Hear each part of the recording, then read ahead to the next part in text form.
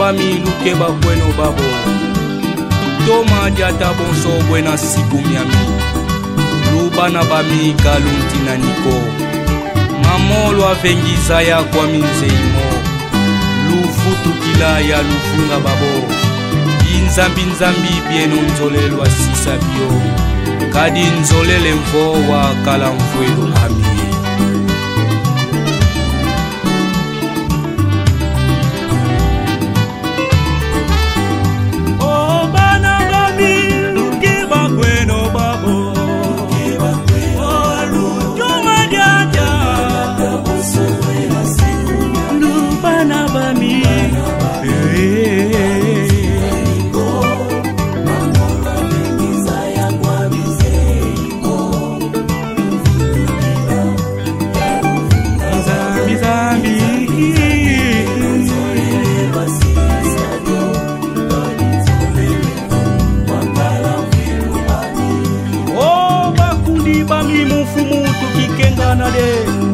musadila yave kaninzila twitijatila yena ya ila beni tukondolo kintwadie yave katulendi nungako ye katulendi lwaka kutuzolele lwaka idyau tutombe nokoko kwa yave basi twanunga nzila twitijatila buyena ya ila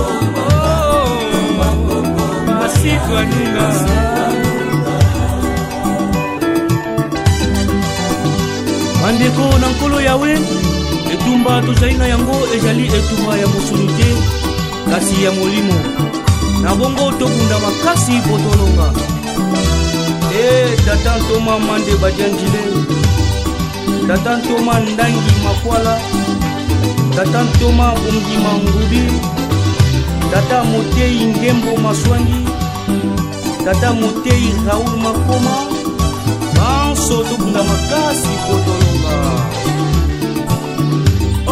nzila twetijatila buyena ya ila nzila twetijatila buyena ya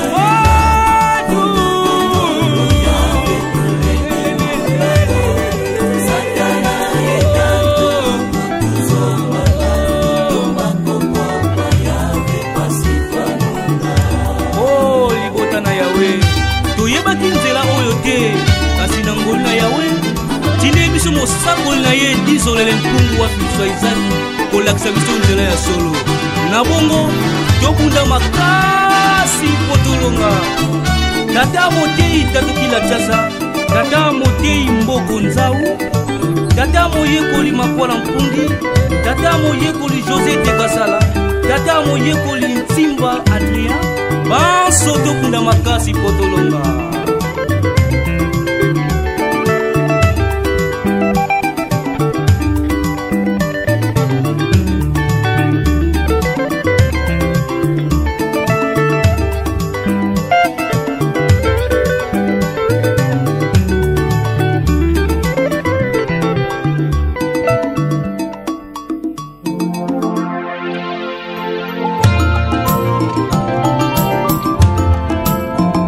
Matondo kwa nzambia moyo yani watu kebele mvua vimba tuvutula matondo kwa nzambia moyo yani vunja moyo Matondo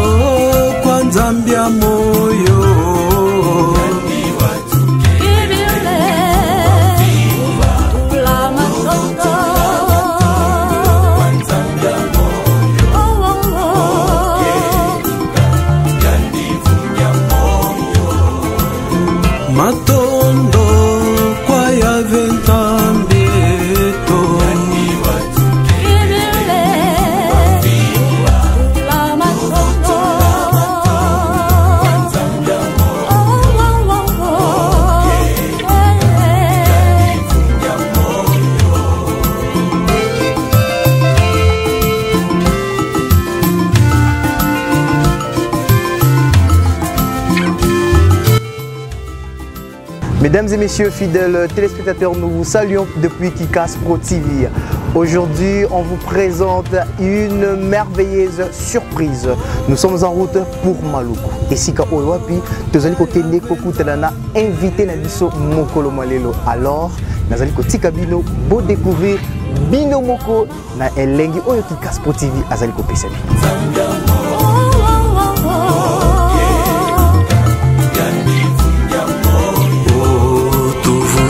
La matondo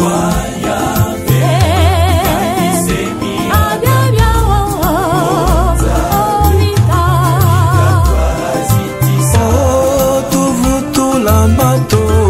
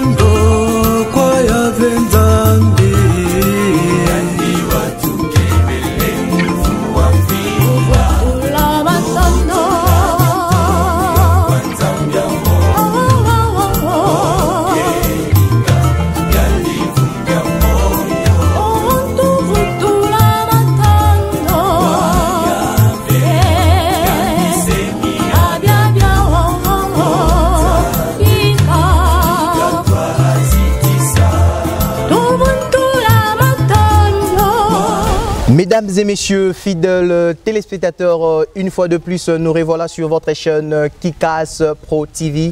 Nous vous saluons partout où vous nous suivez. Aujourd'hui, nous sommes dans la ville-province de Kinshasa, plus précisément dans la commune de Maluku. Et Sikaou Wapi et Zwami, invité du jour Nabiso. Alors, les dénommés messieurs Ndangi Makwala Etienne Oscar est un apôtre consacré de l'église Bon Nouveau Message KCC depuis le 15 octobre 1995. Il était encore chef de section Monaco. Actuellement, il est le chef de paroisse Monaco. Il supervise 3 entités, dont la paroisse de l'Antélé, la paroisse de Kinkole ainsi que la paroisse de Monaco. Le révérend apôtre Ndangi Makwala Etienne Oscar, marié à maman Clémentine Etumba Binda, père de 5 enfants, dont un est décédé. Que son âme repose en paix. Le révérend apôtre Ndangi Makwala Etienne Oscar fait son entrée sur le plateau.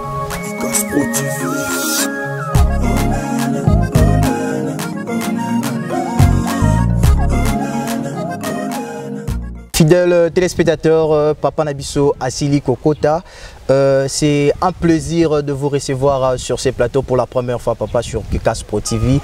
Un mot pour le téléspectateur.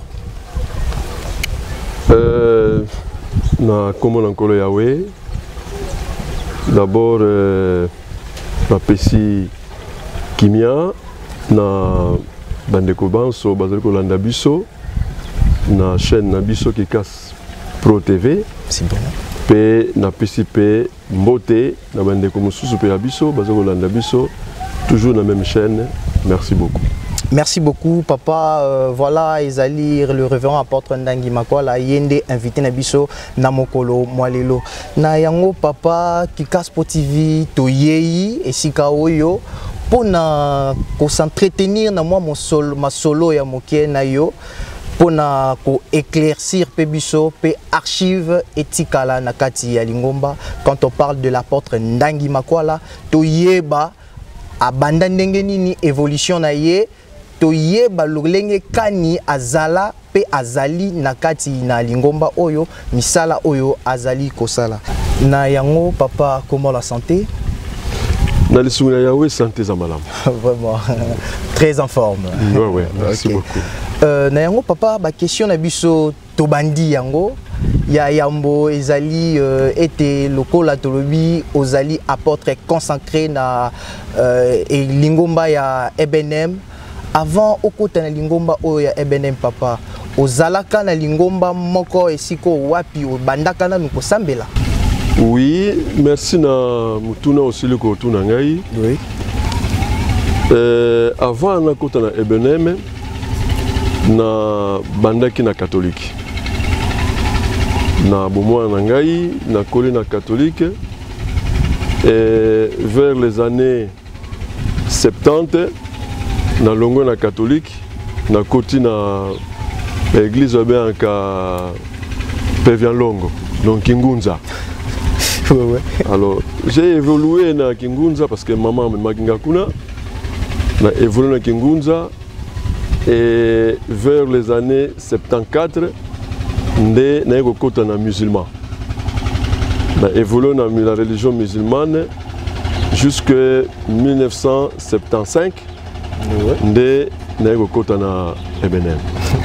Vraiment, papa, vous avez parcouru presque toutes les religions du pays. Vraiment. Papa, lolenge kani okotaka na Ebenem, nanzela nini oyo kotelaka sango oya malamu ya sikaka sisi?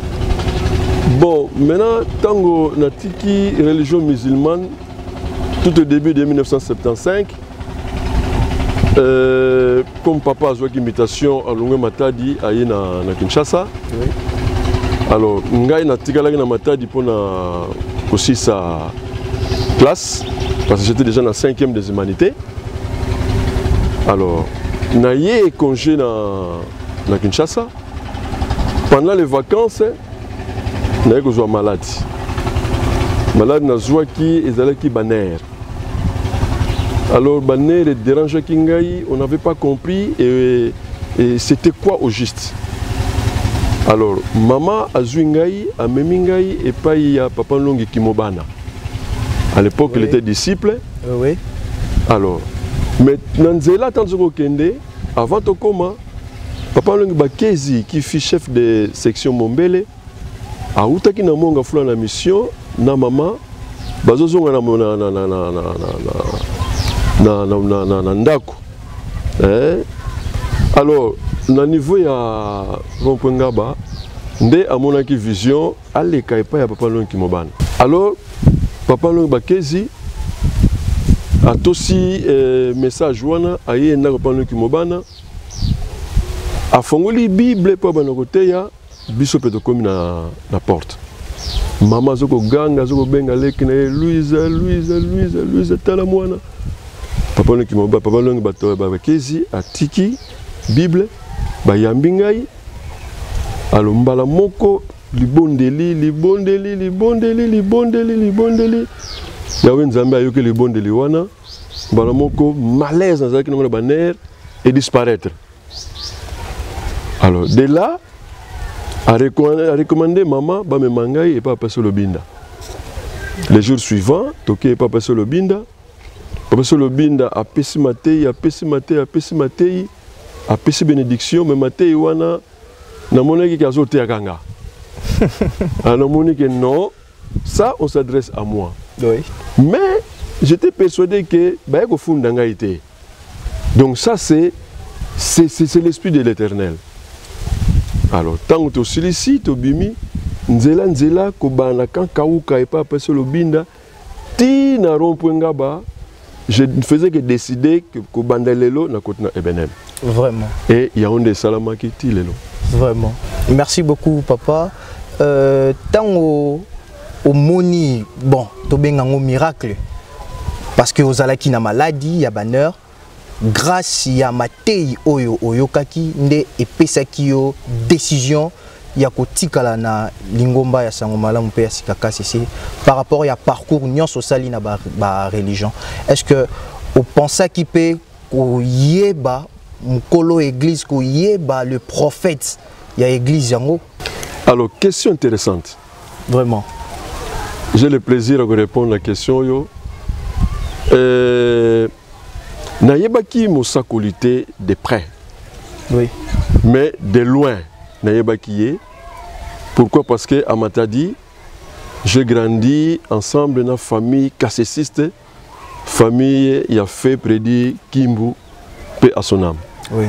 Le ban Nyonso fait prédire Willy, apôtre Kimbu Mambu Jeff, Bango Nyonso tout, nous avons grandi ensemble.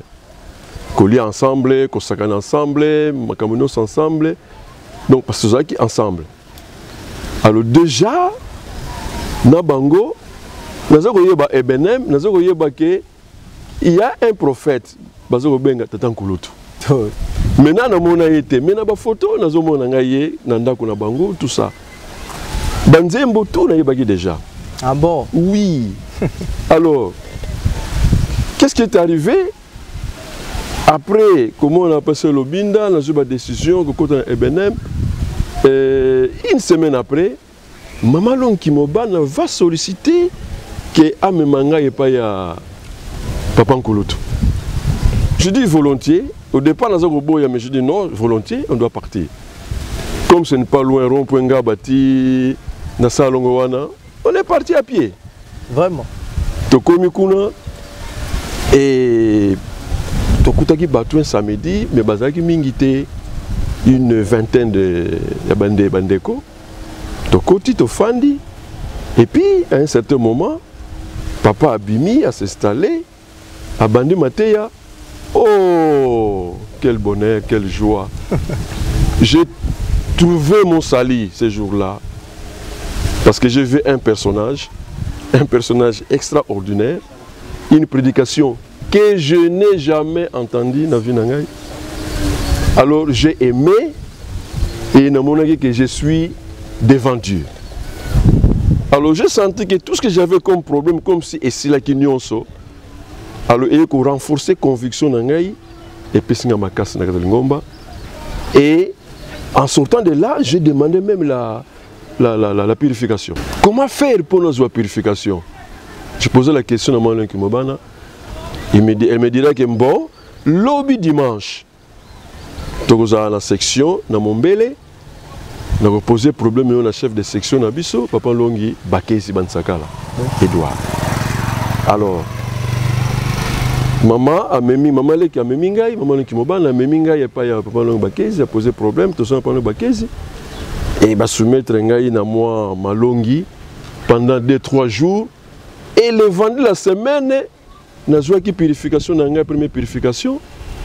C'était en 1975, au mois d'août. Je ne connais pas bien la date en tête, mais au mois d'août. Et puis le dimanche, il y a bien l'église, parce que là, on prenait la section. Oui, oui. Parce qu'il y avait seulement 2 paroisses dans la Kinshasa, à cette époque-là, donc on prenait la section. Il y a bien la section, une fête, une joie. Et voilà, Koko Tanga le ben Lingomba Yangoa. Vraiment, c'est toute une histoire vraiment époustouflant. Koyoka, Maloba ya boe kobimala monoko ya Tata Cielo Ndangi makwala Etienne Oscar. Papa, tango kutana kina mosako limbala ya Yambo. Souvenir nini oyo utikala nango? Souvenir utikala nango? Mais batumoso ba utikala za nango te?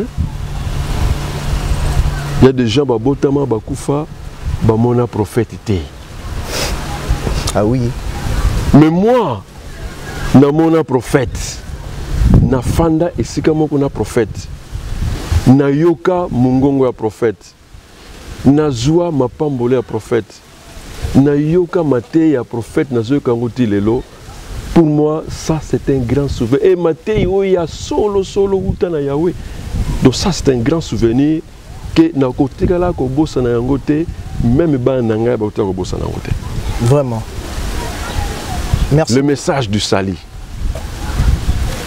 Oui. Les habits gagnent sauté. Mon sac collé désolé. Point. Parce que na tamboli mingi le parcours nangai. Oui, oui, oui. Eh? Oui, oui. Ah, les amis balété, mon kaka. Nulle part ailleurs, c'est ça.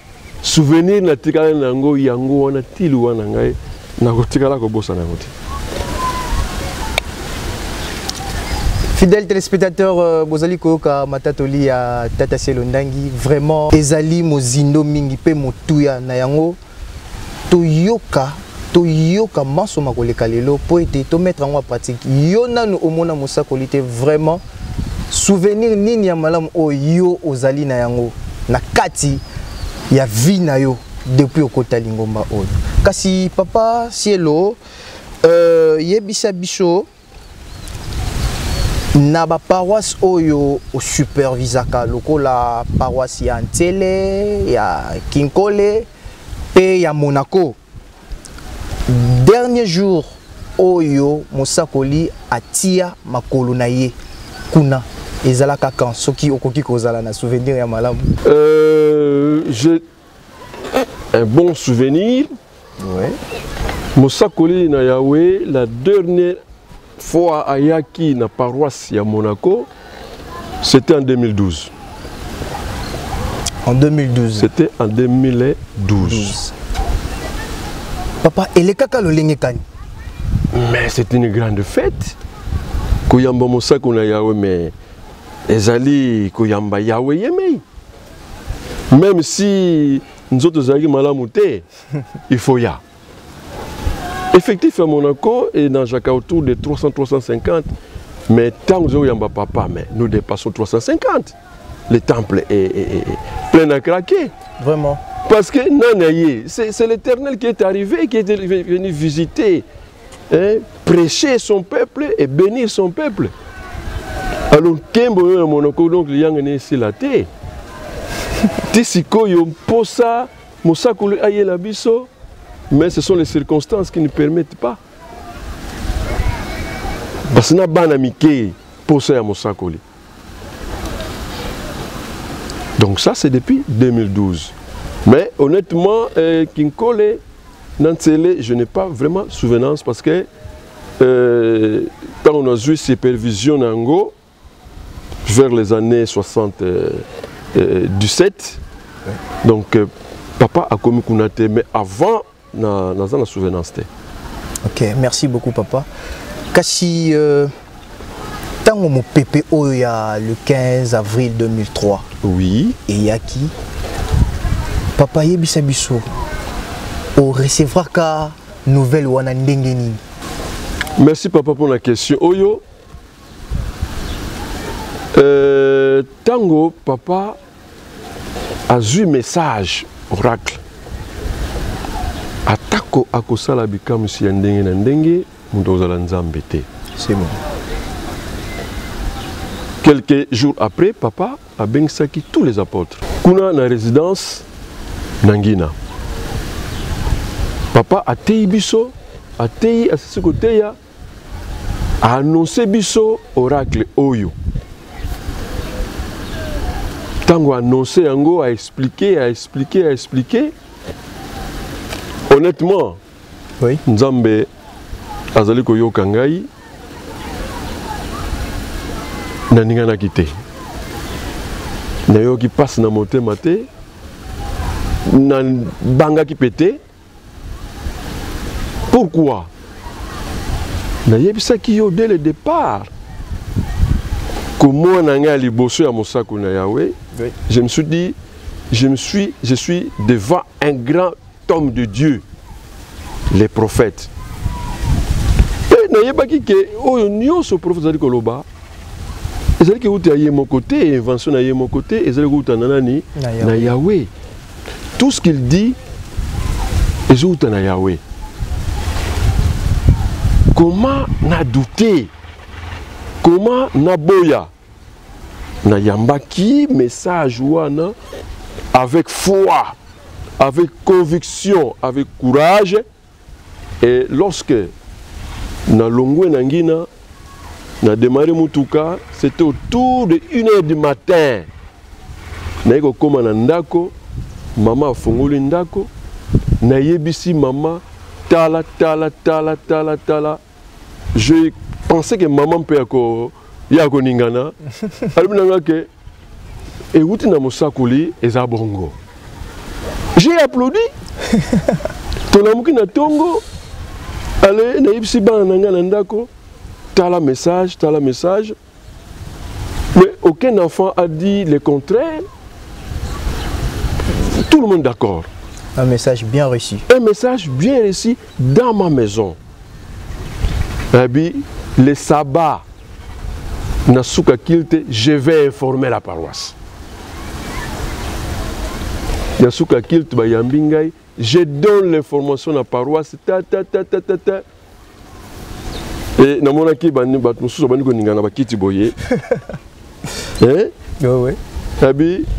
c'est l'information brute na pesi.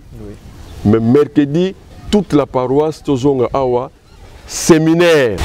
Alors on arrive le mercredi, paroisse plein na craqué.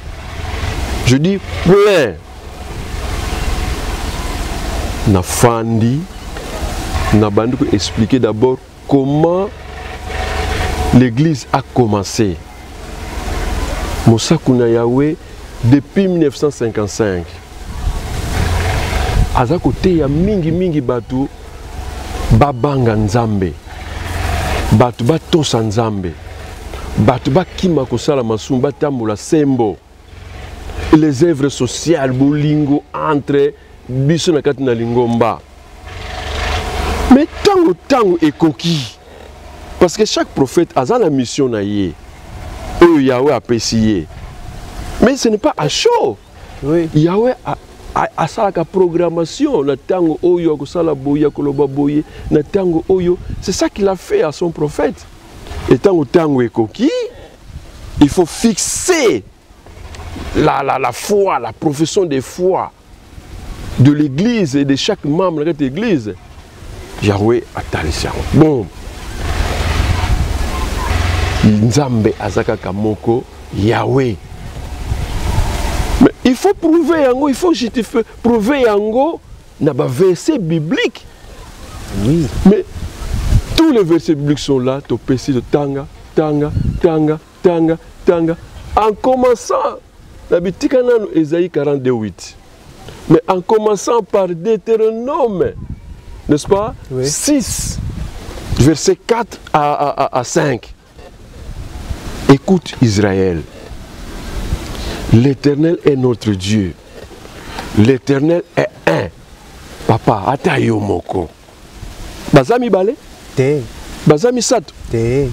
Mais je vais vous raconter une histoire avec ce qui ça y est. Il y a un ami, ça fait 2 semaines qu'il est venu me voir. Oui. Il dit, papa apôtre, Yosa apôtre, j'ai posé une question à un ami qui n'arrive pas à me répondre. Peut-être qu'il peut répondre, Ngaï.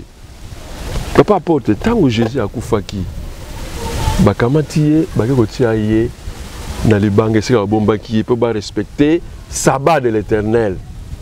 Na tango wana 3 jours wana Jésus a na kati ya libanga bombaki. Qui a fait l'intérim de Dieu parce que on dit que Jésus est Dieu. Oui. Pendant les 3 jours là, Jésus, donc Dieu, bakeko bombaye na libanga kuna pour respecter sabbat après ba bim sabbat kundaye. Mais les 3 jours là, le monde était, le ciel et la terre étaient sans Dieu. Qui a fait l'intérim? Je dis mais papa, voilà la preuve qui prouve que Montunyon so azalaki na libumu ya mwasi. Oui. Abotami na mwasi azanzambe te parce que le vrai Dieu akoko botama te, akoko kufa te. Ako vous appelez le maman cité, azana tata te, azana noko te, azana petit frère te.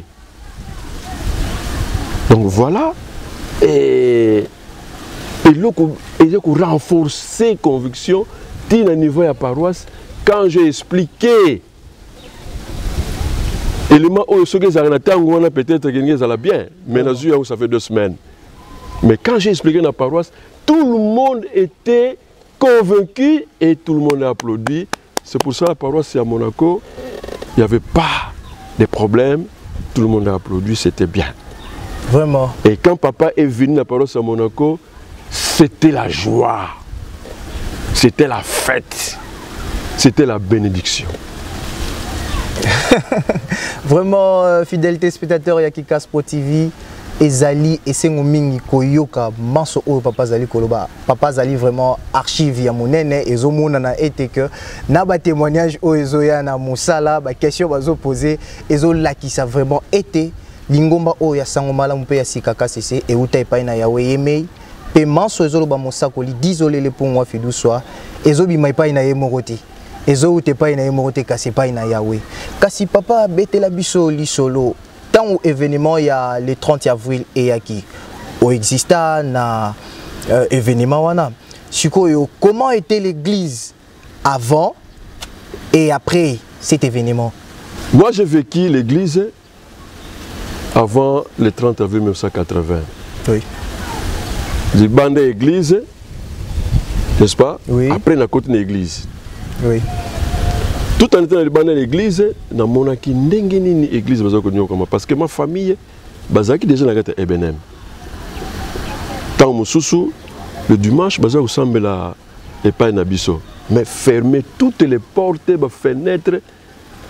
Alors que yemba aux les bandes yokate, bundate et en cachette. Je vis ça. Et pas il y a deux fins prédits Kimbo. Moi-même je vis ça et je même assisté à certains cultes dans modèle one.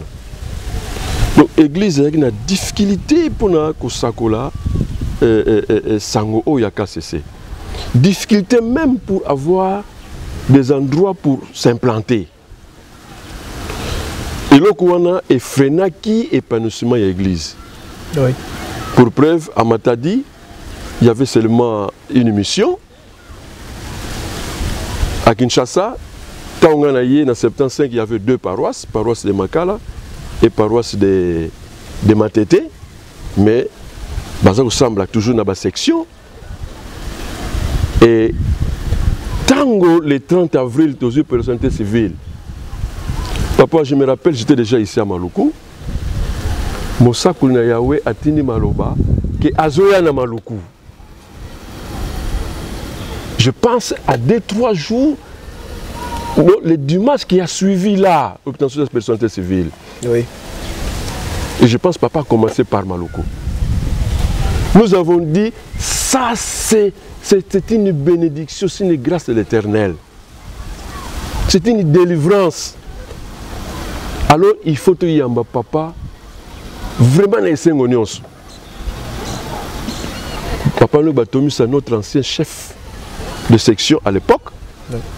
Nous avons vu notre chef nous a dit toko yambela papa na entrée ya Maluku à Monaco. Juste dans la zone 4. Alors tu y côté le mawana toute la parole, toute la section. Papa aïe voilà une sous-section Maluku. Papa aïe a quitté la voiture, la jeep, oui. Nzembo. Mais il a habité Nzembo wana et bimila kiwapi. Je n'ai pas compris. Et même quand il a bagité tout le monde, il a Nzembo. Toumela na kolonzambe, peto sepe la kanabola munai. Il a bagité bimila kiwapi. C'est la chanson qu'on chantait. Donc, sur le terrain, tozo yemba yango, to tamboli makolo, papa na makolo, papa na liboso bakamela biso na sema bandimi, ti nanda kwa nzambe. Quelle joie. To komi nanda kwa nzambe, alors nkembo ya kosakana te, kozongisa matondi na Yahweh, ko yemba nzembo pona lokumu na Yahweh. C'était la joie. Alors, après le 30 avril 1980, un grand épanouissement de l'église. Côté ya le Bananzambe commis sans problème. Oui.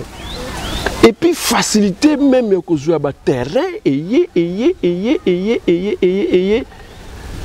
alors une explosion à Sakanate aujourd'hui l'église est tambouli mokili mobimba.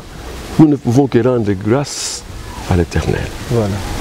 Pour le likambo oyo munene oyo ko pesa bolingo makasi na bakonzi ya mboka pona ko signer Mukanda oyo et pesa biso bonsomi nzela pour nous sakula ko sala musana Yahweh librement ko construire ba école ba hôpitaux ba temple donc esengo mingi ezali esengo kolongwa na vie ya kobombama kokoma libre kotatola existence ya Yahweh.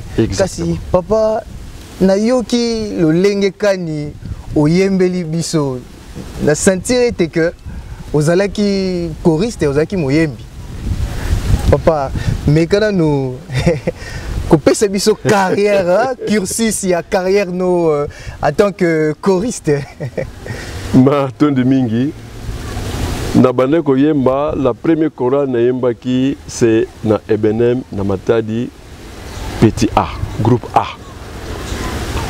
to yemba ki na ba apôtre Jeff na groupe A et tango tolongwe na Matadi na 1977 na ye na Kinshasa na zongi mena pour m'établir na Kinshasa définitivement na section na biso Mombele nde tobona ko yema na chorale sectionnelle Mombele chorale mixte et tango mena to sombi terrain paroisse ya Makala avenue Timansuwana alors to soloni apôtre Ntimba Mwanda to monter chorale de jeunes donc la première chorale de jeunes à Kinshasa apôtre Ntimba premier dirigeant ngai deuxième dirigeant et on a évolué après tokoti na IVA la première chorale Union vocale apostolique et zalaki chorale ya paroisse ya Makala. Oui oui. Alors tokotaki kuna et on a soutenu le comité technique dirigé par le prédit Sadingoma. Et en 1980 na Longwe Kinshasa de centre-ville na Maluku. Mais en passant oui. En passant, parce que musique est banaki penzati.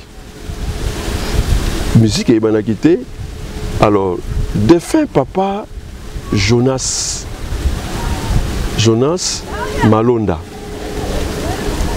Yé a réuni biso ba jeune. To banako yekola musique. To banako yekola musique. Nandako ya apôtre Irma à l'époque apôtre Irma. Azali étudiant na campus. Toujours qu'on a qu'on aille na cité Salongo. Na apôtre Ntimba, ngai apôtre Ntsumbu, il apôtre Irma, papa Long Luzolo, papa Mambimbi, papa Longi Mbenza. Tu vois que la musique nanda ko apôtre Irma. Nous avons maîtrisé la musique, nous avons commencé à chanter en musique et nous avons commencé à apprendre à composer les chansons. Alors, et comment qui est Sengo Monene et on a commencé à faire la répétition. Ces petits groupes-là, Nanda a fait Papa Longi Ngenza paix à son âme. Et jusqu'à ce que il veut prendre Kobotama, créé par son éminence, le chef spirituel. Alors Kobotama il veut pro donc, papa a créé l'IVPRO après grand culte de Samatondi, il y a obtention, il y a personnalité civile, dans le palais du peuple, tant que Salama qui Simanayango, de papa a créé, n'est-ce pas, chorale centrale dénommée Union vocale. À l'époque apostolique, maintenant c'est prophétique. Ok. Suivant les circonstances, Oyo Toyebi, oui. Alors papa a créé ça. Yangonde Ezati Mokolombalelo. Oui, fidèles téléspectateurs, je vous signale que le révérend apôtre Ndangi Makwala Étienne Oscar, il est l'actuel président de la présidence générale de la musique en sigle PGM. Alors papa Cielo, lobela biso pona PGM to komi na place ya yango. PGM et botamaka lolenge kani pembula nini. Na komo na kole yawe musala oyo tozana yango ezali musala yawe ye moko apesaki mosakoli. Yawe apesaki yango na mosakoli na ye désolé. Mosakoli na tour na ye abiangi biso po te tosunga na musala oyo. Ndenge yawe akambaka ye na musala oyo kuna mosakoli aye ko créer présidence générale ya musique. Même moi j'étais surpris tant au moni mokanda tata a nommé ngai pona musala wana. Mosakoli na yawe a créé PGM en 1999. Donc vous allez comprendre que maintenant PGM a ici 11 ans. 11 ans. Papa a créé qui yango pona nini, c'est pour aider ba chorale na kati na Lingomba ya kotambola lolenge moko. Ya ko respecter doctrine de l'église, ezala na banzembo, ezala na ba rythme, ezala même dans nos comportements en tant que bayembi, parce que bayembi tozali ko teya lobe ya KCC na loyembo. Tozali exemplaire. Oui. Alors, musala on est pessemeli biso pour ko encadrer ba chorale dans ces domaines-là.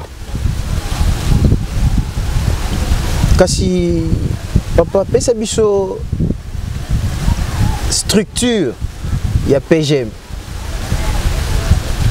Bon, parlant de la structure à PGM, au niveau à PGM, nous avons le président de la musique. Oui.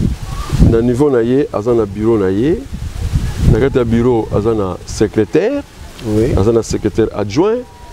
Azana chargé à finance. Et azana caissier trésorière. Dans bureau naïe. Et puis, azana conseil naïe. Azana conseil naïe. Azana conseiller chargé de l'administration, conseiller chargé de la technique, conseiller chargé de la social logistique, conseiller chargé de la discipline, conseiller chargé de la presse, conseiller chargé de la logistique et sociale.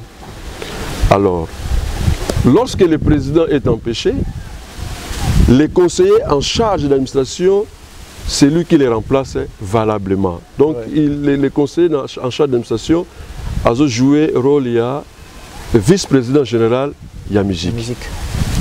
Dans le PGM, nous avons aussi, en dehors, il y a conseil à PGM, nous avons l'Assemblée générale. C'est-à-dire, les conseils, quand il prend fait des programmes liés à PGM, à converser en une Assemblée générale. Quand l'Assemblée générale adopte ça, et c'est en ce moment-là, nous faisons valider ces programmes dans Mosakoli na Yawe, qui est le patron de la PGM, pour exécuter. Donc on ne peut pas exécuter quelque chose dans la PGM sans que, au niveau national et international, sans que ça soit validé par le chef de l'Église, et au niveau des provinces, sans que ça soit validé par les révérends apôtres urbains ou provinciaux. Dans comme on a dit, papa, l'élo émission na biso ya lelo et banaki bandeko batindaki ba question. Ndé na point où vraiment ya PGM, yango na ndé bandeko bipai biso surtout na mikili ya poto baza vraiment na posa ya éclaircissement na point oyo. Balingi bayeba soki kaka PGM ezali organe moko na kati ya Lingomba ezala kaka national pona bango kuna na mikili ya poto ba santaka vraiment yango te yango na balingi bayeba soki eza national to pe international. Mosakoli na Yawe a créé qui PGM, donc président général de la musique, pour la Lingomba Mobimba. ezali kaka pona RD Congo te, mais c'est pour toute l'église. Et merci na mosako na Yahweh parce que depuis un certain temps la PGM est comme un des organes de l'église. Donc à part la GBNM, la FEBNM, et aujourd'hui la PGM a été prise en compte aussi dans l'organe de l'église. Donc désormais, ils allaient dans le statut de l'église, ils ont un règlement intérieur de l'église. C'est vrai, bandeko mingi ils en Angola, babenga kangai, na Brazza, bazo benga ngai na Afrique du Sud. Quand est-ce que PGM est au côté na bisika na bango? Alors, on est pour parler na ba responsable kuna. La structure reste la même, mutatis mutandis oyozali awa. Tous en pour parler. Le moment venu, en accord na ba responsable bazali na mangomba bipai na bipai, nous finirons par mettre en place la structure wana en dehors il y a RD Congo. Vraiment. Fidèle téléspectateur, Toliki était lundi malamu explication oyo papa Siliko pesa éclaircissement na organe oyo ya Lingomba lokola PGM na yango papa azali na masolo na ba représentant ya ba presque ba paroisse nyonso na libanda ya mboka Kinshasa. Donc bokitisa motema papa azali na masolo, donc dans peu de temps bokozwa une suite favorable.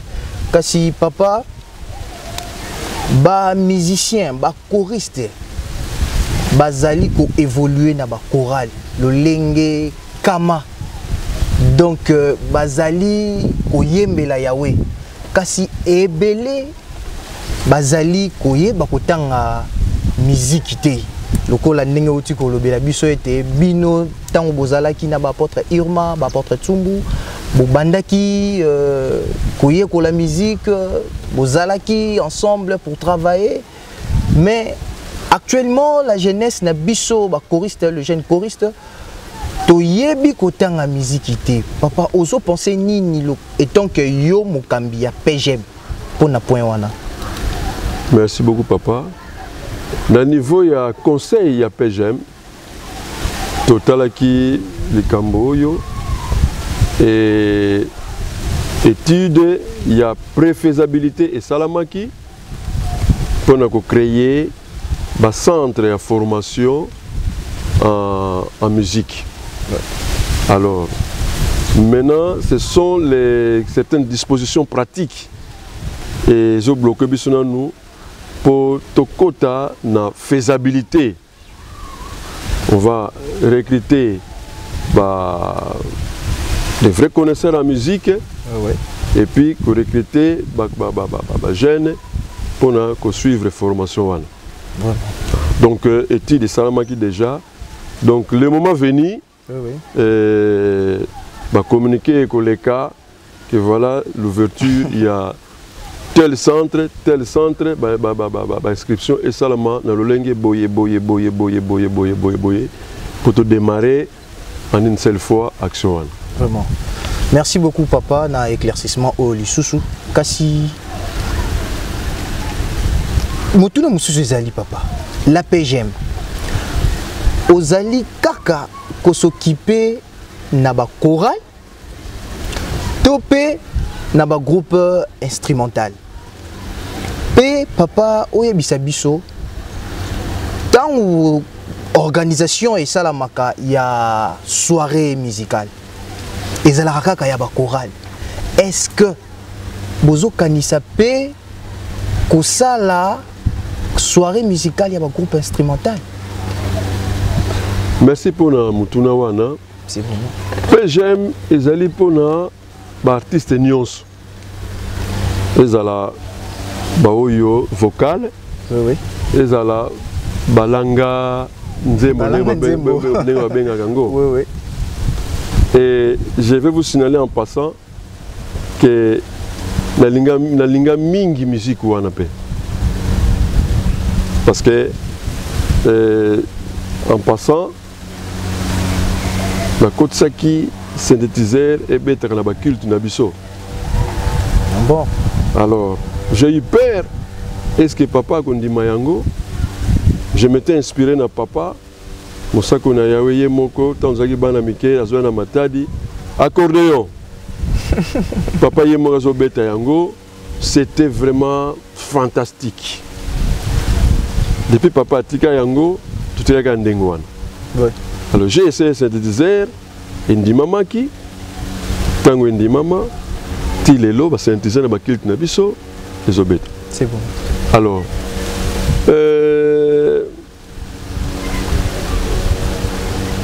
ça veut dire que naza quand même na likanisi pour na ba groupe instrumentaux. Ouais. Et là qu'on nini ezo sala ke na ba soirée musicale bazali incluté. Toza na guitare à mon côté. Vous comprenez? Oui. Guitare à moko exaté. Non, mais moi, je vais faire les cambos d'une façon propre. Il faudra que tout somba ba instrument ya biso moko. Il y a 2 ans, papa a fait biso autorisation pour organiser une compétition pour un équipement ya studio.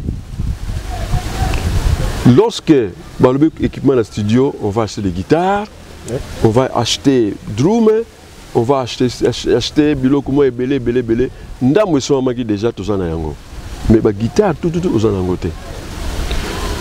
Si aujourd'hui on doit organiser une soirée musicale, groupe instrumental, il faut tout louer un instrument du pamboussous. Papa toujours déception, tu louer un instrument. Dans to si fait na bisoté que l'instrument aye ko zo ba instrument na yé parce que batu musu ba louaki comme nous avons débordé dans l'heure alors batu wana ba téléminer pour na l'heure aye ko zo ba instrument et tout ça qui obligé de quatre Scandale.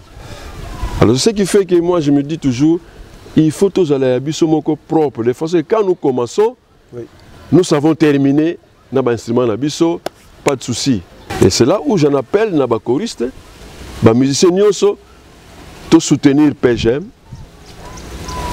n'a don, n'a leg, n'est-ce pas? Et quand on fait des contributions, pour tout réussir ni éléments wana, et tout le monde va être content, les groupes instrumentaux va se retrouver dans la soirée, soit uniquement les groupes instrumentaux, et puis leur encadrement. Sango, malamu, parce qu'aujourd'hui, tu as un encadrement de bouche à l'oreille, oui, mais le moment venu, les instruments sont là, pour éviter le débordement.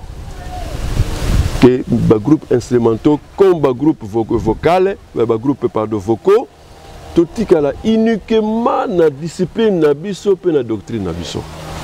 Et c'est ça le grand travail. Et les grands soucis conseil à PGM. Papa, tout les maintenant nous n'avons employé la discipline. Nakati ya donc la PGM quoi. Papa, est-ce que la PGM aux alina liloba ya koloba pe lokola nde tozomona mutu nyonso aligné abimisa lo yembo cantique d'ensemble. Mutu nyonso azobimisa azoyemba na ndenge na ye. Papa, est-ce que la PGM azali vraiment na service ya munene ya kosala kati na mosala wana? Effectivement, en collaboration on a du Parvis. Oui. Et aujourd'hui aussi na mine Parvis, la PGM azana mosala wana. Nde masengi na biso, nous avons tout un service spécialisé, service conseiller chargé de la technique, dirigé par le prédicateur Ndonga Nivola, oui, na apôtre Sami Mabika, Bazali bien positionné, bien disposé pour encadrer Nyon Sowana. Yango to senga toujours bandeko et via Kikas Pro, bandeko bazolanda biso, passer par ces services-là ceux qui basali musala, babeti caché, ok. En tout cas, ça passe sans problème. Et par rapport, il y a des groupes instrumentaux. Papa Motonyoso, Aline Kobimisa CD, Aline Kozala, leader, Nandenge Naye. Alors, la PGM aussi. Bozo ko intervenir, pe na kati ya musala wana. De la même manière, la PGM intervient aussi, Tozo Senga Bango, Tozo Senga Bango, et pe Tozo Sengi Lissous via notre chaîne qui casse. Oui, oui. Va se rapprocher toujours de la PGM, voir le chargeur technique, va toujours disposer et ils font du bon travail de façon que tango c'est des obiments et de zéro faute et ça n'a pas critiqué. Papa tote les makaka na discipline. Tozali komona bokesi ni ya makasi na co-exécuter serment du prophète na ba courage. Papa étant que yo président ya PGM au Lobini. Normalement, seulement du prophète Boké Sénégo Zalaté. Dans niveau, il y a IV Pro, il y a une gamme spéciale. Parce une chorale centrale qui représente l'église dans le monde entier. Dans niveau, il y a ma paroisse, Totindaki, Tosalaki gamme avec la Diparvi. Et la note était signée par le chef spirituel lui-même. Gamouana et Tamblaki dans ma paroisse Nyonso. De Tozo Senga, Bisika Nyonso va se conformer na gamme wana ndenge zali. De façon qu'on éviter, n'est-ce pas, différence kuna ndenge musu la gamme est là, va interpréter gamme wana. Ceux qui difficulté est zali, ils peuvent toujours faire recours à nous. Notre chargeur technique va passer pour nos kusunga, pour nos kusale ça de façon ezala uniforme et la paix unique. Voilà. Alors, dans Lingala, il y a une modification, mais les textes, tous ceux-là qui ont déjà une assemblée générale, texte wana, yangone est amolé du Sikanios. Oh, maye majali na Bibilia, majali pole. Makomi majali na Bibilia, mango tote yaka, pote to bongae. Majali pole. Voilà, là on a arrangé. Nandenge papa, akomaki yango na Kikongo, na Lingala, bisogi mamandengo wana. Voilà, fidèles téléspectateurs. Bozali koyoka lolenge papa zali koloba kasi pe biso pe ba etozali kolanda to mettre en pratique parce que le président ya PGM azali koloba yo zwindingisa oyo ozwili kama oyo ya kolanda biso sur Kikas Pro TV yoka pétia en pratique place nyos ozali na défaut yeba ko corriger kasi papa ba question est où qui donc par-ci par-là depuis 1999 si Lelo Oyo, PGM est totalisé 19 ans. Papa, non, 11 ans. 11 ans, oui, excusez, 11 ans. Bilan, il y a PGM et Zalini.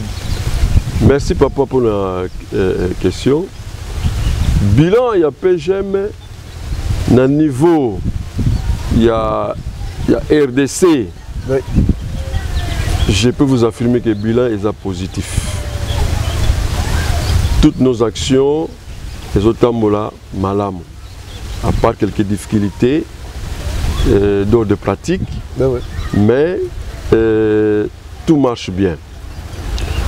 Mais lorsque PGM et que quota étranger, en Angola, en France, en Allemagne, en Amérique, je pense que papa, dans 5 ou 10 ans, yo mokambi ya PGM. Ozo banza nini pona osala. Qu'est-ce que vous projetez na durant temps oyo à long terme et en court terme 5 ans to 10 ans na bino PGM. Merci pour la question posée. Les dossiers il y a toujours un conseil de la PGM. Oh oui. peut assembler ya PGM, je peux projeter quelque chose que dans 5 ans tu vas la boyer. Et où tu n'as pas ceux qui bandeko bayambi en côté. Ceux bandeko bandimi en côté. J'ai parlé, alors salamité qui est au côté. Alors, ma projet, ma candidature zone yango, toko verser yango na conseil, il y a PGM. Conseil à PGM, bah étudier yango ici li. Conseil na tour na ye, à quitter ici na assemblée générale. Tant l'assemblée générale va bêter ma boko, ok. Parce que finalement c'est bisonio sona bango toko exécuter yango. Donc c'est en ce moment-là que on peut parler des projets à 5 ans ou 10 ans. Oui. D'emblée comme ça, c'est imprudent. Si vous papa mais tous en qui a été donc ma projet Ezoya. Mais Moussa na Yahweh et Ezana Soukate.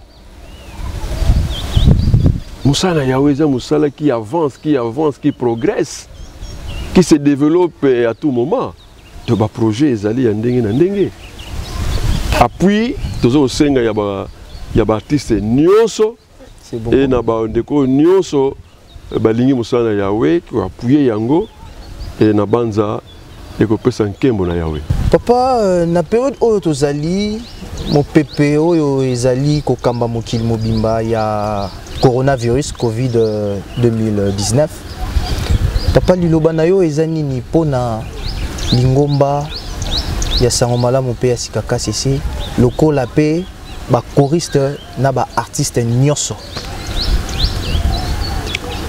Na komo na nkolo Yahweh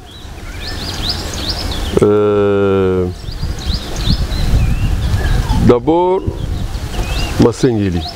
Oui. Je commence par Masengeli parce que eloko nyonso tout pour bozwa lisungi na yango il faut Yahweh. Il faut Yahweh. Masengeli na ngai ezali biso banso tobosa na mabondeli te to mitia na mabondeli ko senga epa na Yahweh parce que Yahweh azana nguya nyos, il a tous les pouvoirs pour ko longola épidémie oyo ezana mboka na biso ezana mokili mobimba. Moi ça c'est un grand souci na zana yango que Yahweh longola yango pote misana Yahweh et sala mandenge o sala maka pour nkembo pe lokumu na ye.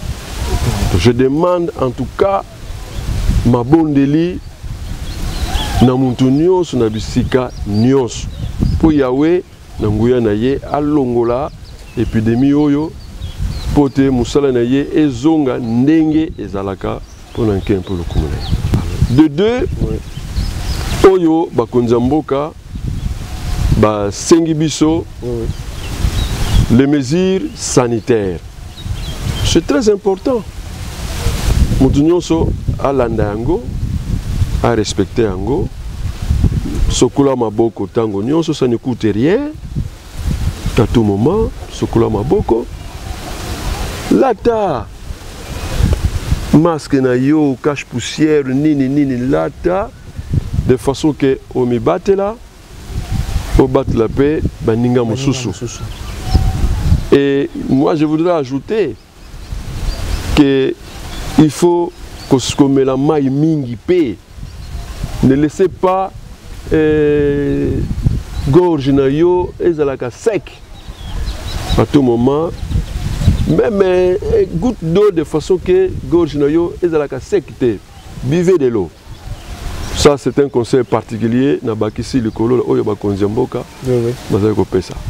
Merci beaucoup papa. Vraiment papa to meki un peu kokende moi lombango mingi papa question moko et linga ki échappé biso bet to récupérer yango papa to lingi to yemba biso na balandi nyonso ya Kikas Pro TV depuis okoma na maluku apport na yo awa na maluku ezali nini na komo na nkolo Yahweh. Merci papa. Apport nanga na maluku toujours ko soutenir musala oyo Yahweh apesaki na mosako lene d'isolele. Oui. Ko soutenir yé du côté spirituel na kosakola liloba ya KCC ko véhiculer yango na maluku mobimba ko soutenir mosakoli na Yahweh na musala bayembi comme vous le savez déjà, ko soutenir papa na ba œuvre sociale. Et c'est ça qui nous a poussé il y a kosala ba école. Et bien que les projets, il faut passer le système Nangaï par les conseils. Oui. Nous pensons qu'il y a qu'à élargir le projet parce qu'il faut aussi créer un centre médical au niveau de la paroisse. Voilà. On est allé éclaircissement papa Pessibiso na niveau ya apport naé na maluku. Kasi papa côté tali apport social olobeli to kenemo mupanzi na côté ya ba école. Papa limboyela biso malamu parti wana ba école. Yebisa biso combien déjà eza en place pour ozo projeter nini lisusu. Na comme on a Yahweh Tango Tokokisi, avant de Kokisi, a 30 ans de service ininterrompu dans Sifoko. C'est bon. Une année avant, je savais que je devais avoir une prime de 30 ans de service. Je commençais à dire, quand je vais avoir cette prime, que je vais faire avec. Alors je pensais faire quelque chose dans Lingomba pour l'enquête mon Yahweh. C'est pour cela qu'en 2009, je pensais commencer par une école maternelle pour voir est-ce que ça peut marcher. On a commencé une école maternelle péniblement, mais il y a Sungaki, on a terminé l'année, à mon avis on peut réussir. Et lorsque Nazwaki prime Nanga il y a 30 ans, nous avons tout versé dans les travaux, il y a construction, il y a bâtiment scolaire dans l'enceinte de la paroisse. Et lorsque les travaux ici là qui sont équipés dans la nyonso, to sali ba démarche bisomoko na ba relation zanango na niveau ministère, to suis arrêté, to au PCP à papa. Et les 3 écoles, école maternelle KCC, école primaire Ngoma Luvungu, na institut Ndangi Makwala, les alliés cédés na Lingomba pour l'église. Et 4 ans plus tard, en 2014, disons en 2012 déjà, notre société a été vendue. Dans la société, Sifoko, Balongoli Bissonios. Et lorsqu'on nous a payé ma frais à sortie, je me suis dit, bon, qu'est-ce qu'il faut faire maintenant? Je dis, bon, je vais faire quelque chose pour la famille. Mais dans ma parcelle, il y a une autre école dénommée Complexe scolaire Ndangi, avec un cycle maternel, primaire et secondaire, où on a 100% privé pour le révérend apôtre Ndangi. Merci beaucoup papa. Nazolikia était que tu as eu vraiment éclaircissement. Il y a malamu mingi vraiment pour na point wana au Italie ya ba école. Papa tu as koma na suka ya émission na biso. Le 1er mars 2020, tu as assisté à un événement ya munene na Lingomba na biso.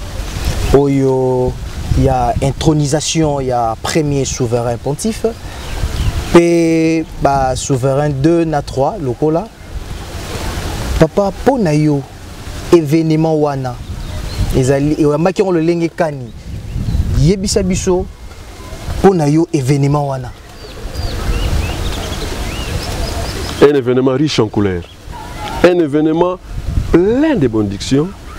Un événement plein d'assurance pour l'avenir de l'église.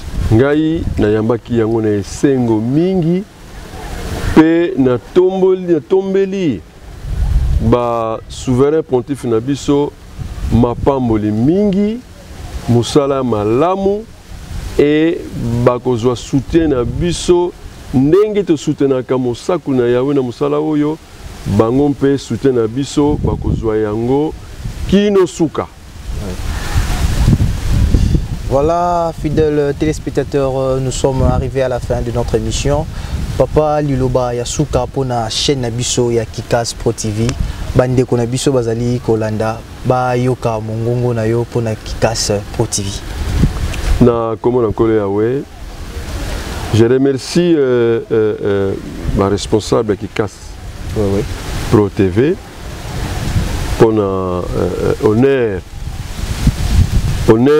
au sali pour na Kolongo Musika, Koyati et pas boyé 80 km du centre-ville, les alliés banlieue à Kinshasa, pour nous comme on a biso, pour nous soit on a biso, les alliés Essengo Mingi, na pesi merci, pe nous allons que tombe la mapamboli Mingi, na ba responsable à chaîne Oyo, pe chaîne Oyo et qui ne l'avant tango nyonso. Pour contribuer à Kusungampe, n'est-ce pas, Mosaku na Yawe, na Musala Munene Oyo, Yawe a Pesakiye. Yawe a Pambola Bino, a Pambola chaîne Oyo, a collé sa chaîne Oyo, et qui ne liboso tango nyonso. Fidèles téléspectateurs, Tolangi Lolenge Kani, Papa Cielo Ndangi Makwala Etienne Oscar, a éclairci Bisso na ba question manso to sili ko poser. Tozu vraiment biano oyo et bongi vraiment na yango nde ba place oyo tozala ki na ba difficulté na ba confusion to récupérer ba réponse wana to tie yango en pratique to corriger yango pour être place wana ba bilinga ezala lisusu te. En tout cas, ce fut un plaisir de recevoir l'apôtre Ndangi dans notre chaîne Kikas Pro TV. Nous sommes arrivés à la fin de notre émission, fidèles téléspectateurs. Merci beaucoup pour votre attention. On se retrouve à la prochaine. Merci beaucoup. Merci beaucoup. Merci à vous.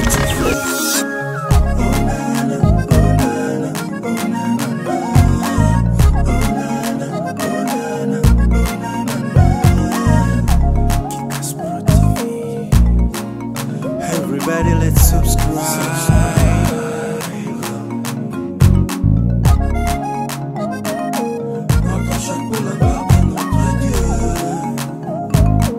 Notre chaîne pour l'honneur de notre église, MNM, KCC, Kanda Wambote Wampa.